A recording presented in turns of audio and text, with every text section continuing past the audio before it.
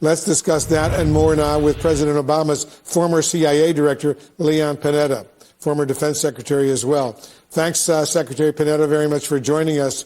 There were so many falsehoods and exaggerations in the president's speech last night, but is Chinese interference in U.S. elections as real as a threat as he suggests? Well, the reality is that the intelligence community has for a long time known that China would be trying to influence American elections. The Russians are trying to influence American elections. So there was a bipartisan report by the Intelligence Committee that confirmed that. Other adversaries have tried to come in and try to influence our elections. But the bottom line is that the intelligence sources themselves, both the CIA and other intelligence agencies, have made clear that none of this has impacted on the credibility of American elections. And so, yeah, they're going to try. Our adversaries are going to try. But the bottom line is that they have not been successful and that we have taken the right steps in order to protect our elections as free and fair. Yeah, good point. President Trump was recently in China, as you well know, Secretary, and he heaped praise on that country and its leader, Xi Jinping. I want to compare what he said then to what he said last night. Listen to this. We've had a fantastic relationship. We've gotten along. When there were difficulties, we worked it out. I would call you and you would call me. And whenever we had a problem, people don't know, whenever we had a problem, we worked that out very quickly. We're going to have a fantastic future together. The People's Republic of China carried out what is believed to be the largest compromise of election data in history. They fought like hell not to have it Donald Trump to win, and for good reason. He was always praising China and Xi Jinping, and last night you heard what he said. How do you think China is going to react to these latest remarks? Well, I think just like the American people, I think China gets used to the president basically bouncing all over the place with regards to different issues. He's done that with the war in Iran. He's done that with other issues as well. And he's doing it with China and the relations with China. I mean, he's got an invitation for Xi to come to this country. I'm sure the story will change a great deal between now and then. And so he's making use of the China intelligence as a way to spark fear in the American people that somehow China is engaged in something we're not aware of. Bottom line is we are aware of what China's doing. We've been aware of it. Frankly, the president has been made aware of it a number of times in the presidential daily brief.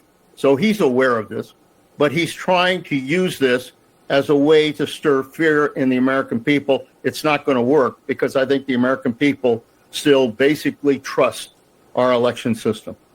You're the former CIA director. A 2021 U.S. intelligence report conducted under President Trump's then director of national intelligence, the current CIA director, John Radcliffe, concluded that China attempted to collect information on U.S. voters, public opinion, and political parties going back to 2008.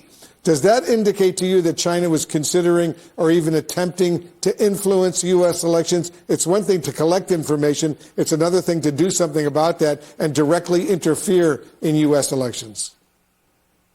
Yeah, look, the bottom line is these are adversaries of the United States. I mean, I'm a little surprised that the president didn't mention Russia a little more because Russia, frankly, has been very involved in trying to influence American elections. We're aware of that.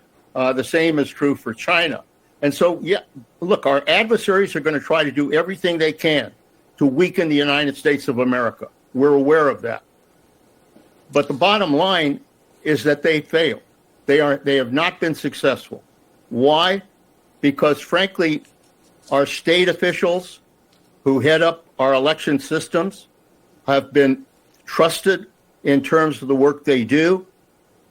We have had free and fair elections, as far as I've known, in this country that have been credible and that the American people have supported. And so, yes, our adversaries are going to continue to make an effort to try to undermine it. Even the president is making an effort to try to undermine trust in our election system. But the bottom line is the American people are smarter than that. And they know that their vote counts, and hopefully they'll exercise that vote in every election we have in this country.